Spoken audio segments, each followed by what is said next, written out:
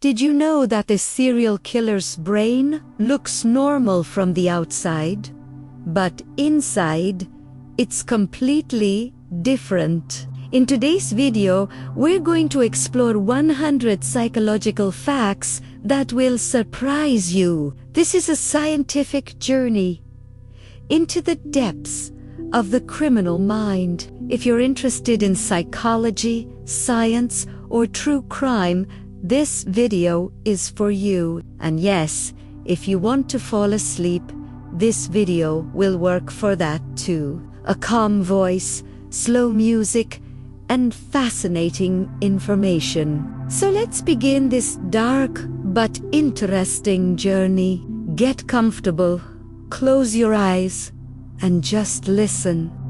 Did you know that approximately 1% of the population are psychopaths? That's 1 in every 100 people. But not all of them become criminals.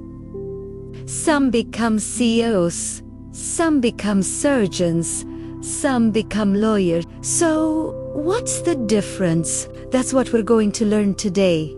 Asterisk fact number 2. A psychopath's brain shows reduced activity in the amygdala. This is the part of the brain that processes fear and empathy. Brain scans have revealed this significant difference in how psychopaths experience emotions compared to the general population.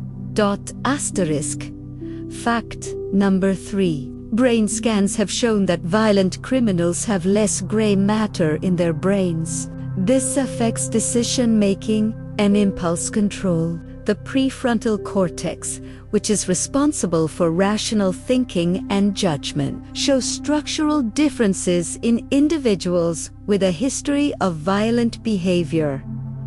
Asterisk fact number 4. In the 1960s, a Canadian psychologist discovered that psychopathy could be measured. It's called the PCLR test, which stands for Psychopathy Checklist Revised. This test has become the gold standard in assessing psychopathic traits in clinical and forensic settings. Asterisk fact number 5. This test contains 20 questions. Each question is scored from 0 to 2 points. A score of 30 or higher indicates psychopathy. The test measures traits like superficial charm, grandiose sense of self-worth, pathological lying, and lack of remorse or guilt.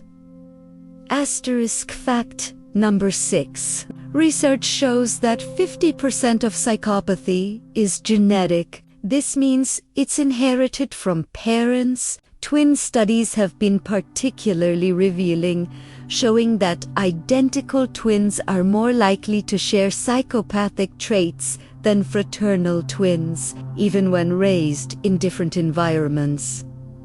Asterisk fact number 7. The other 50% comes from environment, especially experiences during childhood. Factors like abuse, neglect, inconsistent parenting, and exposure to violence can trigger the expression of genetic predispositions toward antisocial behavior. Asterisk fact number 8. The FBI discovered that most serial killers had 3 things in common during childhood: bedwetting, cruelty to animals, and fascination with fire. This is called the McDonald triad. Though this theory is now considered controversial as newer research has questioned its predictive validity. Asterisk fact number 9. The McDonald triad was first proposed in 1963 by psychiatrist John MacDonald. While it gained popularity in criminal profiling, modern research suggests these behaviors are more indicators of childhood distress and abuse rather than reliable predictors of future violence. Asterisk fact number 10. The prefrontal cortex in the brain, which controls planning and impulse control, is often damaged or underactive in violent criminals. This area of the brain doesn't fully develop until the mid-20s, which partly explains why young adults show higher rates of impulsive criminal behavior. Asterisk, now you've heard 10 facts. But the most interesting thing is that some people have psychopathic traits but never become criminals. So what makes the difference? To understand this, the next 10 facts are very important. If you're still awake, remember, this journey is long. And if you're falling asleep, that's okay. This video was made for that purpose. Let's continue. Fact number 11. Studies have found that successful psychopaths, those who don't engage in criminal behavior, often have higher levels of what's called fearless dominance. They channel their traits into competitive fields like business, surgery, or law, where calculated risk-taking and emotional detachment can be advantages. Asterisk fact number 12. The difference between criminal and non-criminal. Psychopaths often lies in their level of impulse control and access to opportunities. Those from stable, wealthy backgrounds with good education are less likely to turn to crime because they have legitimate pathways to success and power. Asterisk. Fact number 13. Neuroscientist James Fallon discovered he had the brain scan of a psychopath while researching the condition. He possessed many genetic markers and brain characteristics associated with psychopathy, but he never became a criminal. He attributes this to his loving, stable childhood. Asterisk. Fact number 14. The concept of empathy exists on a spectrum. Psychopaths specifically lack emotional empathy, the ability to feel what others feel. However, many retain cognitive empathy, the ability to understand what others are thinking, which they can use to manipulate. Asterisk. Fact number 15. Mirror neurons in the brain activate when we observe others experiencing emotions, allowing us to feel empathy. Research shows that psychopaths have functioning mirror neurons, but they can consciously turn them on or off. Unlike most people who experience empathy automatically. Asterisk. Fact number 16. The neurotransmitter serotonin plays a crucial role in impulse control and aggression. Studies have found that violent offenders often have lower levels of serotonin in their brains, which may contribute to their inability to control aggressive impulses. Asterisk. Fact number 17. Childhood head injuries, particularly to the frontal lobe, have been found in the histories of many violent criminals. The frontal lobe controls personality, decision-making, and social behavior. Damage to this area during critical developmental periods can have lasting effects. Asterisk. Fact number 80. Maternal smoking, drug use, or alcohol consumption during pregnancy has been linked to increased antisocial behavior in children. These substances can affect fetal brain development, particularly areas involved in impulse control and emotional regulation. Asterisk. Fact number 19. Exposure to lead during childhood has been statistically linked to increased rates of violent crime. Countries that removed lead from gasoline saw corresponding drops in violent crime rates approximately 20 years later. When children born after the removal reached peak crime ages. Asterisk. Fact number 20. The hormone cortisol, which regulates stress response, shows unusual patterns in psychopaths. While most people experience elevated cortisol in threatening situations, psychopaths often show blunted cortisol responses, explaining their lack of fear and anxiety in situations that would disturb most people. Did you know that approximately 1% of the population are psychopaths? That's 1 in every 100 people. But not all of them become criminals. Some become CEOs. Some become surgeons.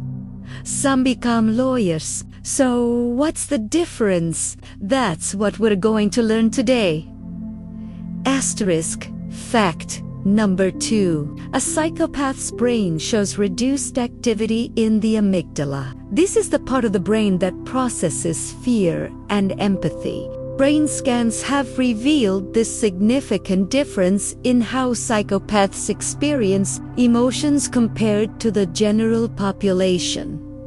Asterisk fact number 3. Brain scans have shown that violent criminals have less gray matter in their brains. This affects decision-making and impulse control. The prefrontal cortex, which is responsible for rational thinking and judgment, shows structural differences in individuals with a history of violent behavior.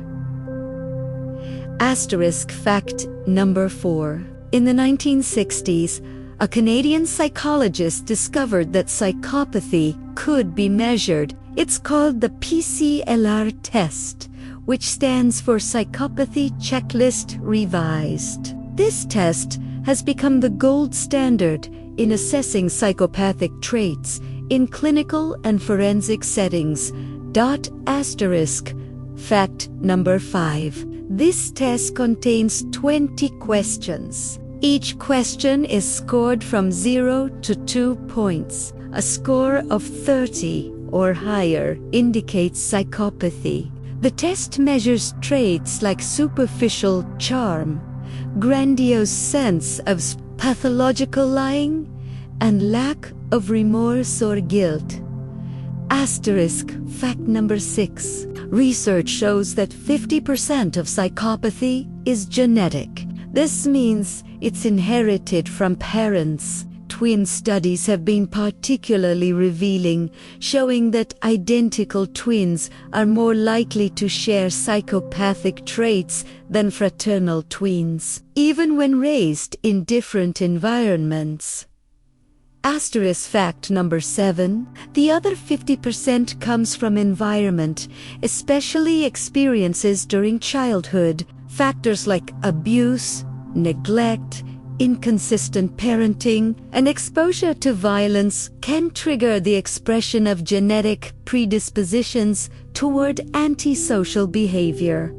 Asterisk fact number 8. The FBI discovered that most serial killers had 3 things in common during childhood: bedwetting, cruelty to animals, and fascination with fire. This is called the McDonald triad. Though this theory is now considered controversial as newer research has questioned its predictive validity. Asterisk fact number 9. The McDonald triad was first proposed in 1963 by psychiatrist John MacDonald. While it gained popularity in criminal profiling, modern research suggests these behaviors are more indicators of childhood distress and abuse rather than reliable predictors of future violence. Asterisk fact number 10. The prefrontal cortex in the brain, which controls planning and impulse control, is often damaged or underactive in violent criminals. This area of the brain doesn't fully develop until the mid-20s, which partly explains why young adults show higher rates of impulsive criminal behavior. Asterisk. Now, you've heard 10 facts. But the most interesting thing is that some people have psychopathic traits but never become criminals. So, what makes the difference? To understand this, the next 10 facts are very important. If you're still awake, remember, this journey is long. And if you're falling asleep, that's okay. This video was made for that purpose. Let's continue. Now we'll talk about some famous cases where psychology played a very important role. But remember, this is an educational discussion. We're learning about science. So keep listening slowly and carefully.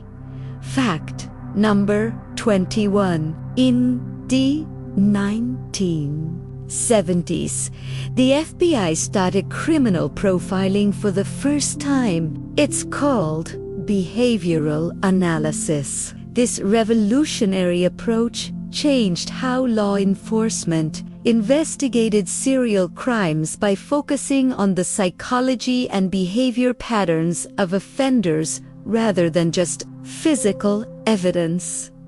Fact number 22. The first profilers went to prisons and interviewed 36 serial killers to understand their minds. These interviews, conducted by FBI agents John Douglas and Robert Ressler, formed the foundation of modern criminal profiling and were later dramatized in the series. Fact number 23. They discovered that serial killers fall into two categories: organized and disorganized. This classification system helped investigators predict behavior patterns, crime scene characteristics, and even the type of person they should look for as a suspect. Fact number 24. Organized killers plan ahead, keep crime scenes clean, and are often intelligent. They typically have average to above average intelligence, maintain employment, and may appear normal to those around them. They carefully select victims and follow a specific pattern or ritual. Fact number 25. Disorganized killers are spontaneous, leave messy crime scenes, and are often mentally ill. They typically have below average intelligence, live alone or with relatives, and their crimes show little planning. The crime scene often reflects their chaotic mental state. Fact number 26. Forensic psychologists serve as expert witnesses in court. They testify about a criminal's mental state at the time of the crime, their competency to stand trial, and the likelihood of future dangerous behavior. Their testimony can significantly influence sentencing decisions. Fact number 27. The insanity defense is very rare, used in only 1% of criminal cases. The legal standard for insanity varies by jurisdiction, but generally requires proving the defendant couldn't distinguish right from wrong due to a severe mental disease or defect. Fact number 28. Of those insanity defenses, only 25% are successful, meaning the court accepts them. Successful insanity pleas usually result in commitment to a psychiatric facility rather than prison, often for indefinite periods until the person is deemed no longer dangerous.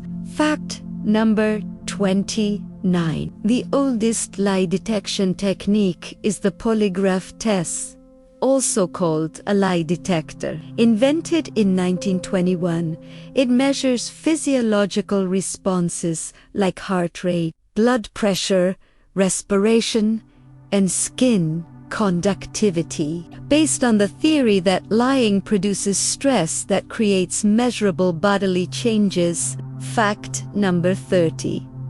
But it's not 100% accurate. That's why it's not admissible in many courts. The test can produce false positives when truthful people become nervous, and false negatives when practiced liars remain calm. Estimates suggest accuracy rates between 70 and 90% under ideal conditions. 30 facts complete.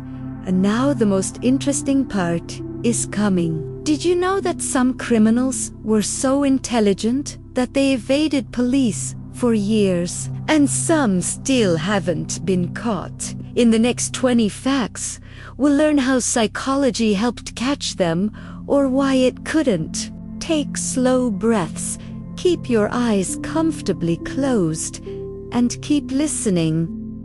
Fact number 31. Geographic profiling uses mathematics and psychology to predict where a serial offender lives based on crime locations. This technique, developed by Canadian criminologist Kim, analyzes the spatial patterns of connected crimes to identify the most probable area of the offender's residence. Fact number 32. The concept of a criminal signature distinguishes between modus operandi and signature behavior. MO refers to the practical aspects needed to commit the crime, while signature refers to the psychological need fulfilled by the crime, which remains consistent even as MO evolves. Fact number 33. Linkage analysis helps connect crimes committed by the same person. By analyzing behavioral patterns,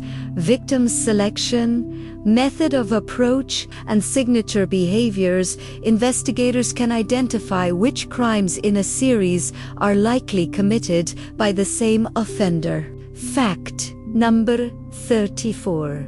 The concept of CR fact.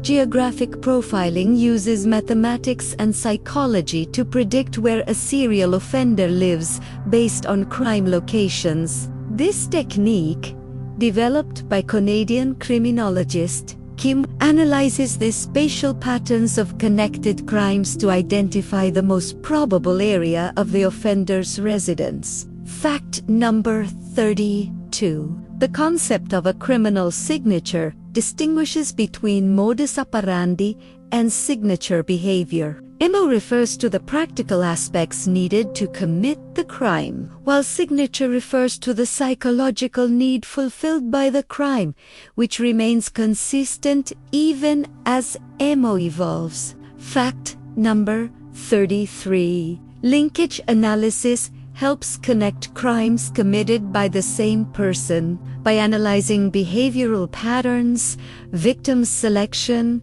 method of approach, and signature behaviors, investigators can identify which crimes in a series are likely committed by the same offender. Fact number 34. The concept of criminal career progression suggests many offenders escalate from minor crimes to more serious ones. Understanding this progression helps investigators look at unsolved minor crimes when investigating major offenses, as the offender may have left evidence during earlier, less sophisticated crimes. Fact number 38.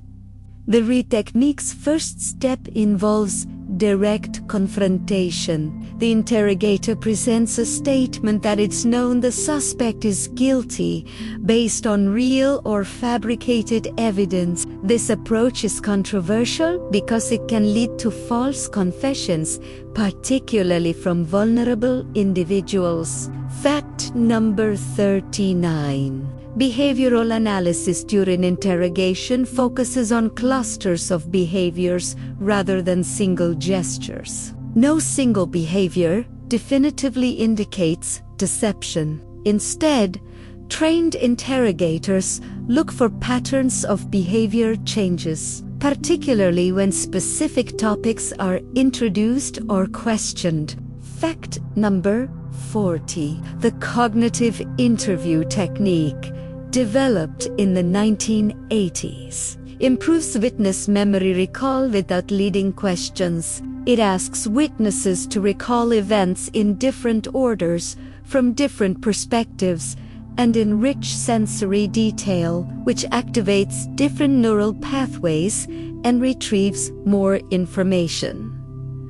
Fact number 30. The concept of a criminal signature distinguishes between modus operandi and signature behavior. MO refers to the practical aspects needed to commit the crime, while signature refers to the psychological need fulfilled by the crime, which remains consistent even as MO evolves. Fact number 30. Linkage analysis helps connect crimes committed by the same person by analyzing behavioral patterns. Victim selection, method of approach, and signature behaviors. Investigators can identify which crimes in a series are likely committed by the same offender. Fact number 34. The concept of criminal career progression suggests many offenders escalate from minor crimes to more serious ones. Understanding this progression helps investigators look at unsolved minor crimes when investigating major offenses, as the offender may have left evidence during earlier, less sophisticated crimes. Fact number victimology. The study of victims often provides crucial insights into the offender. The victim's characteristics, lifestyle, and relationship to the offender reveal important information about who the perpetrator might be and what motivated them to select that particular victim. Fact number 3. The zone of comfort theory suggests criminals operate within psychological and geographic comfort zones. They commit crimes in areas familiar enough to navigate confidently, but not so close to home that they're easily recognized, creating a buffer zone around their residence.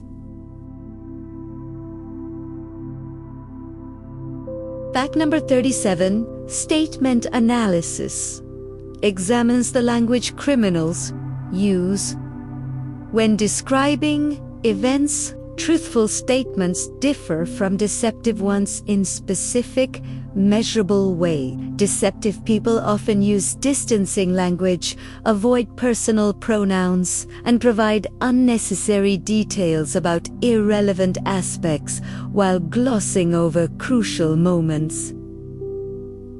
Fact number 38. The RE technique's first step involves direct confrontation. The interrogator presents a statement that it's known the suspect is guilty based on real or fabricated evidence. This approach is controversial because it can lead to false confessions, particularly from vulnerable individuals. Fact number 3. Behavioral analysis during interrogation focuses on clusters of behaviors rather than single gestures. No single behavior definitively indicates deception. Instead, trained interrogators look for patterns of behavior changes, particularly when specific topics are introduced or questioned. Fact number 40. The cognitive interview technique, developed in the 1980s, improves witness memory recall without leading questions. It asks witnesses to recall events in different orders, from different perspectives, and enrich sensory detail, which activates different neural pathways and retrieves more information. Fact number 40. Micro-expressions are brief, involuntary facial expressions that reveal genuine emotions before a person can consciously control their expression. These expressions last only a fraction of a second but can reveal concealed emotions, making them valuable in detecting deception. Fact number 40. Psychologist Paul Lekman identified 7 universal facial expressions that appear across all cultures: happiness, sadness, anger, fear, surprise, disgust, and contempt. His research forms the basis for much of modern behavioral analysis and has been applied extensively in law enforcement. Fact number 43. The concept of good cop, bad cop is actually a psychological technique called the false alternative. It presents the suspect with two options, both of which involve confession, but one appears more favorable. This limits the suspect's perceived choices and can increase the likelihood of admission. Fact number 44. False confessions occur more often than most people realize, particularly among juveniles, individuals with intellectual disabilities, and those subjected to prolonged interrogation. Researchers estimate that between 15 and 25% of DNA exonerations involved false confessions. Fact number 45. The psychology behind false confessions includes several factors: exhaustion, desire to escape stressful situation, belief that innocence will be proven later, explicit or implied promises, threats, and contamination, where police inadvertently or deliberately reveal case facts that the confessor then incorporates. Fact number 40. Miranda rights exist because of a landmark Supreme Court case in 1960. The psychological reasoning is that without being informed of their rights, suspects may not understand. They can refuse to answer questions or request an attorney, especially when facing the inherent coercion of police interrogation. Fact number 40.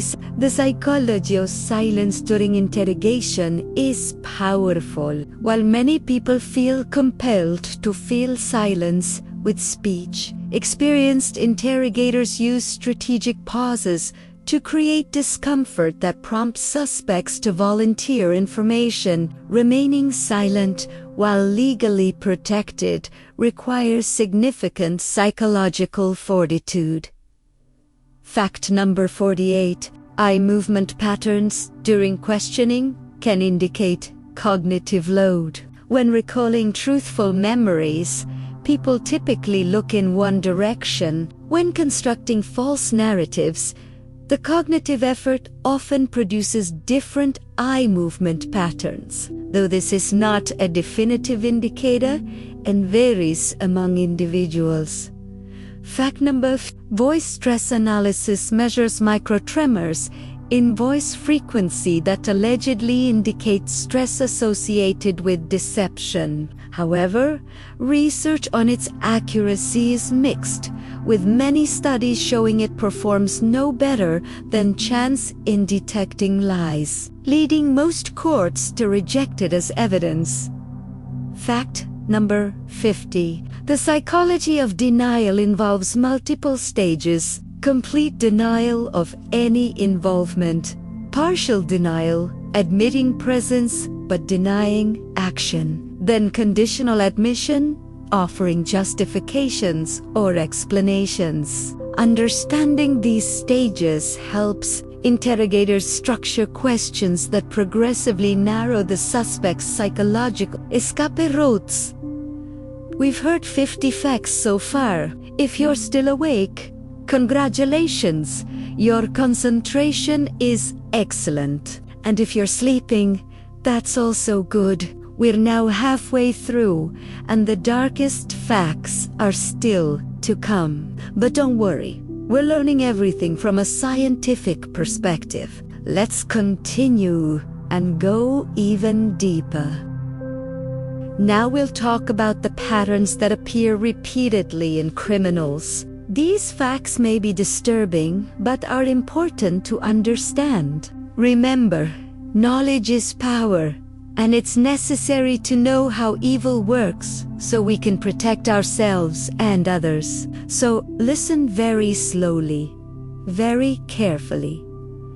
Fact number 51. Antisocial personality disorder is found in approximately 2 to 3% of men and less frequently in women. This disorder is characterized by a pervasive pattern of disregard for and violation of the rights of others, beginning in childhood or early adolescence and continuing into adulthood. Fact number 52. Symptoms of this disorder begin before age 15. Early warning signs include persistent lying, theft, aggression toward people or animals, destruction of property, serious rule violations, and lack of remorse for harmful actions. Early intervention can sometimes redirect these trajectories. Fact number 50. Childhood trauma significantly affects brain development. The developing brain is particularly vulnerable to the effects of abuse, neglect, and exposure to violence. Chronic stress during childhood can alter the structure and function of brain regions involved in emotional regulation and impulse control. Fact number 54. The cycle of abuse often repeats across generations. Children who witness or experience abuse are statistically more likely to become abusers themselves, though the majority do not. Understanding this pattern helps in developing interventions that break the cycle through therapy, education, and support systems. Fact number 55. Narcissistic personality disorder involves grandiosity, need for admiration, and lack of empathy. While not all narcissists are criminals, the disorder shares features with psychopathy, particularly in interpersonal exploitation. Criminal narcissists often commit white-collar crimes or engage in manipulative schemes. Fact number 5. Manipulation tactics used by antisocial individuals include love bombing, where they overwhelm targets with affection and attention initially, then gradually introduce controlling and abusive behaviors once emotional bonds are established. This creates confusion and dependency in victims.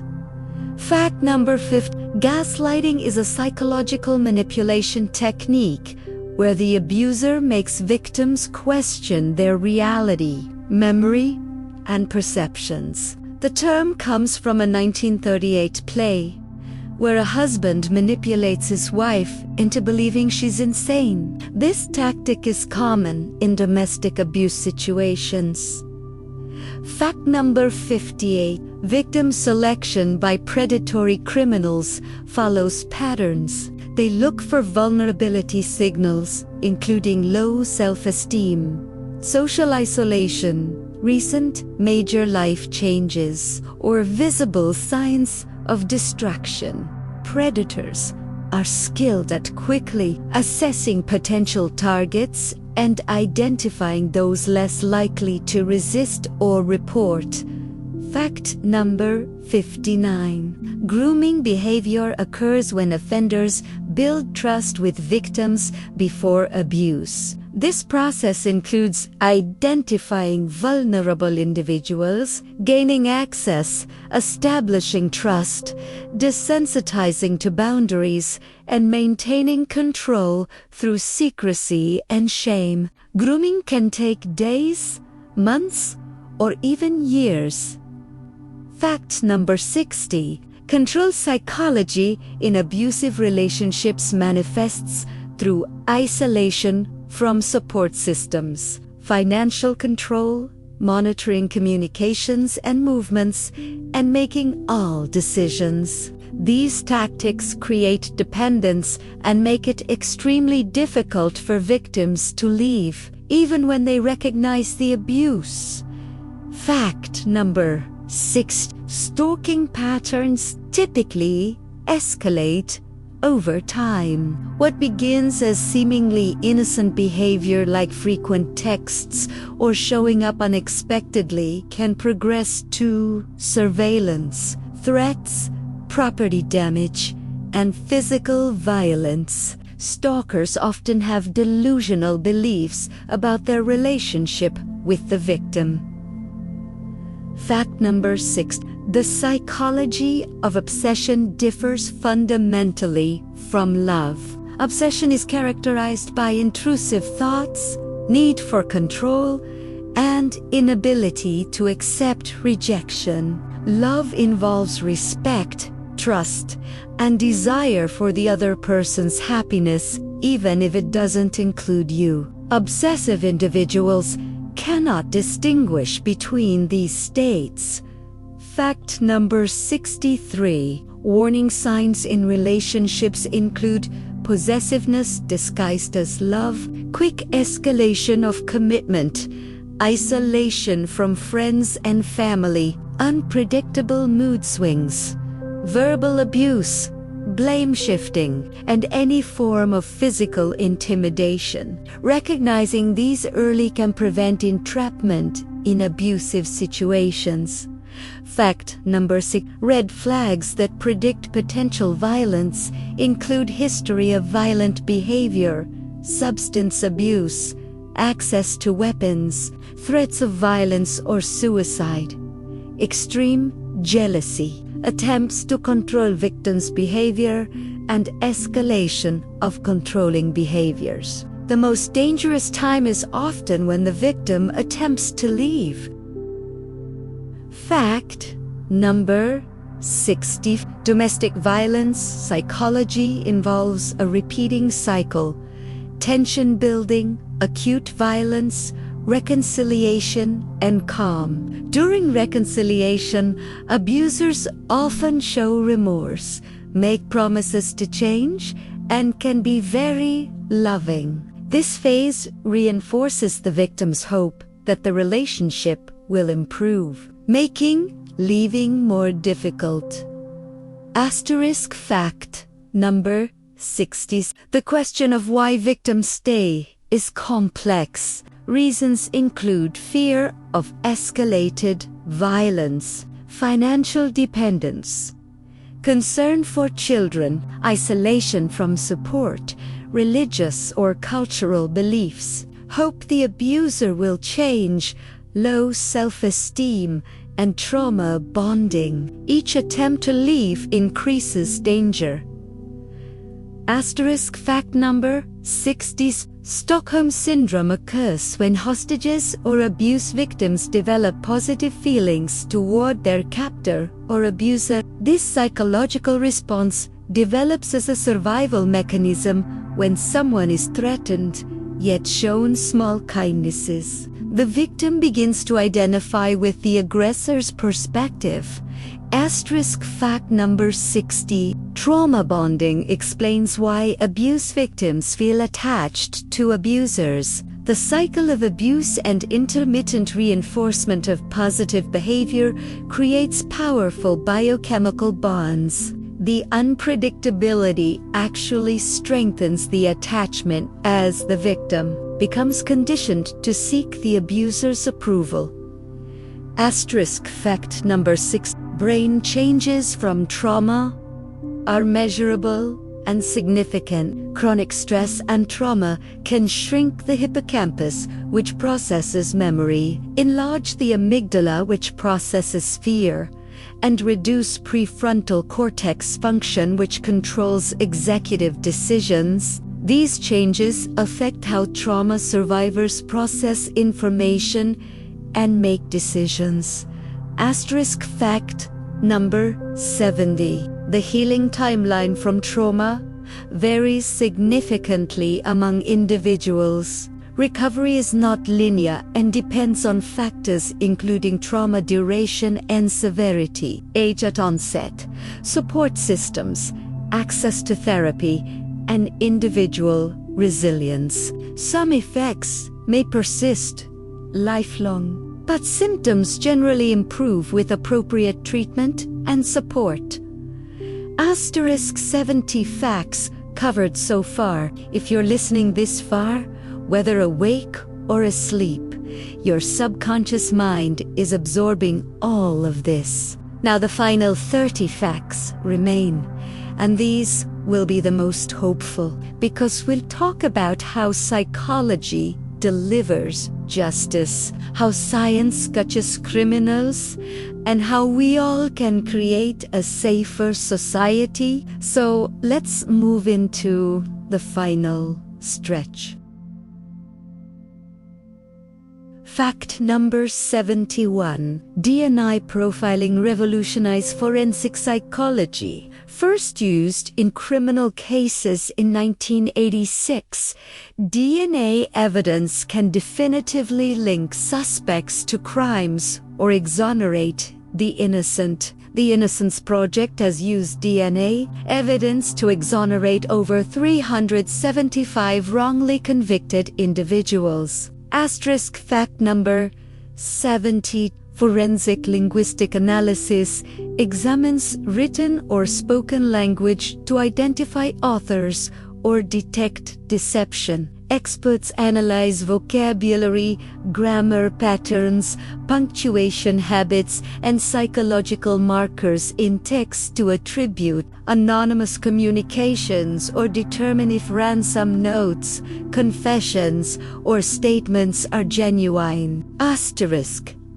Fact number 73. Digital forensics psychology examines criminal behavior in cyberspace. Online disinhibition leads people to behave differently online than in person. Understanding these psychological factors helps investigators profile cybercriminals, predict behavior patterns, and prevent online crimes, including fraud, harassment, and exploitation. Asterisk. Fact number 70. Cold case investigations benefit from psychological profiling. As time passes, criminals may have established normal lives, making them harder to find, but also making them more visible in communities. Updated psychological profiles based on how the offender likely matured can generate new leads decades later. Asterisk fact numbers. Genetic genealogy. Combining DNA analysis with family tree research has solved numerous cold cases. Investigators upload crime scene DNA to genealogy databases, identify distant relatives, then use traditional investigation to narrow suspects. This technique famously identified the Golden State Killer in 2018. Asterisk fact number 76. Psychological autopsies help determine manner of death in ambiguous cases. Forensic psychologists reconstruct the deceased's mental state before death through interviews, records, and behavioral analyses to help determine if death was suicide, accident, or homicide. This is particularly important in life insurance and legal matters.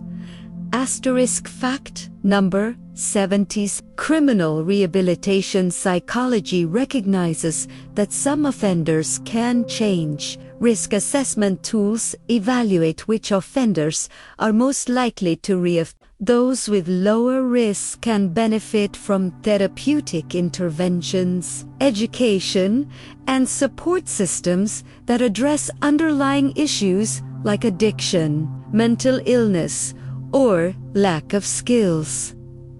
Asterisk fact number 70. Restorative justice programs bring victims and offenders together in facilitated dialogue. This approach focuses on healing rather than purely punishment. Research shows it can reduce recidivism, provide closure for victims, and help offenders understand the impact of their actions in ways traditional justice systems cannot.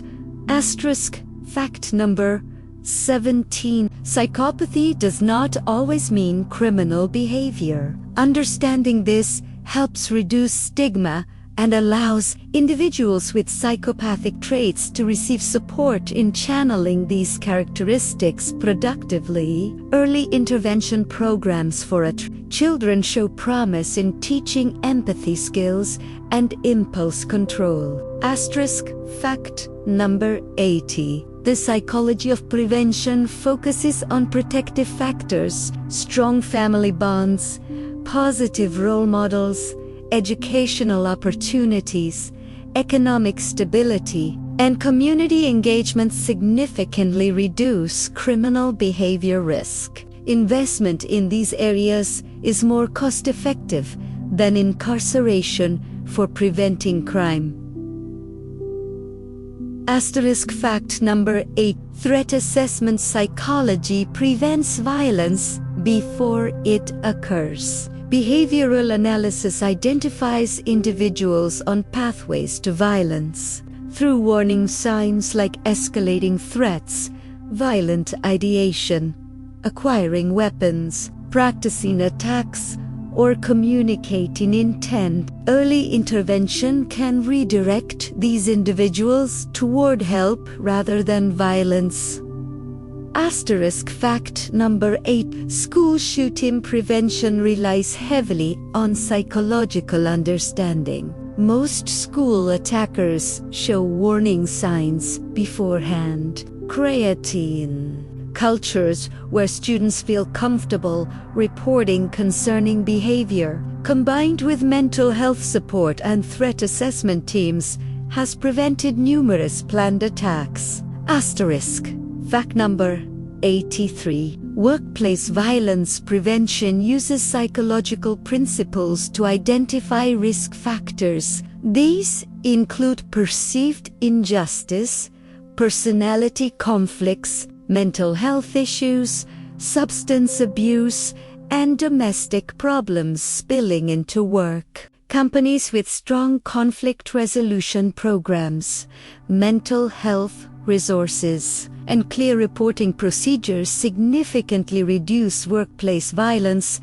Fact number 84. Online radicalization patterns follow predictable psychological stages. Individuals progressed from seeking identity and belonging through indoctrination into extremist ideology to action. Understanding these stages allows intervention at multiple points through counter-messaging, providing alternative communities, and addressing underlying grievances.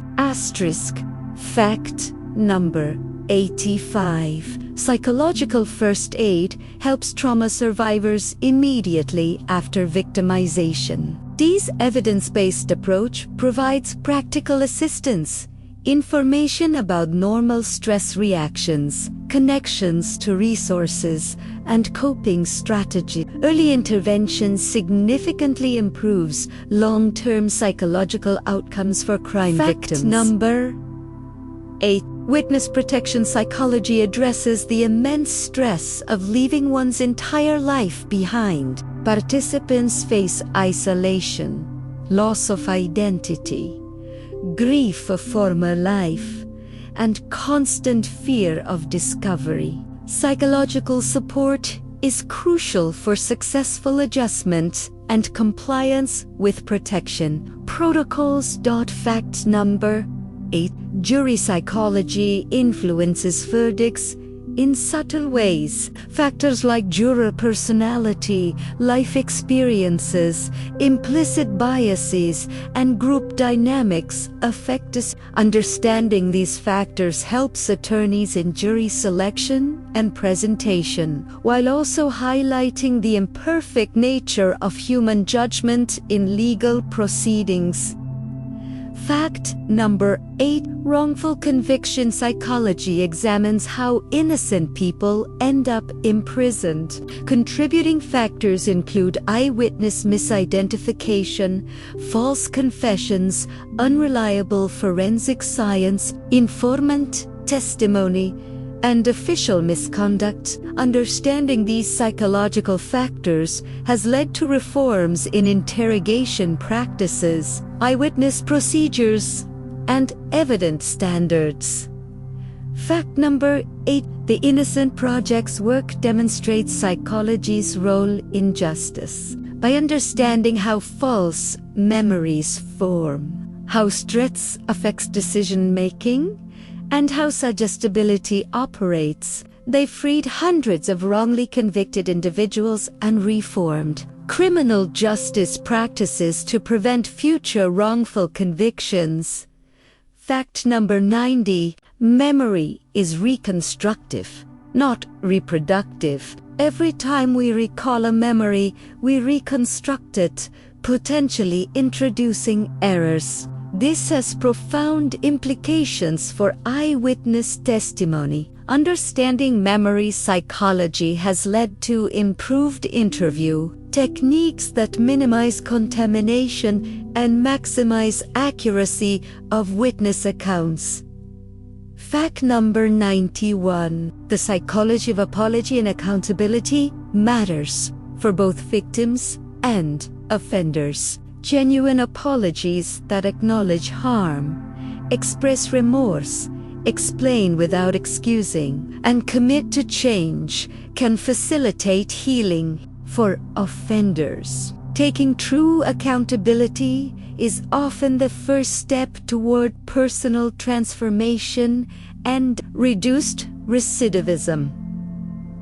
Fact number 92. Victim impact statements serve important psychological functions. They give victims voice and agency in the criminal justice process, help courts understand the true harm caused, provide catharsis for victims, and can impact offenders by making consequences of their actions undeniably real and personal.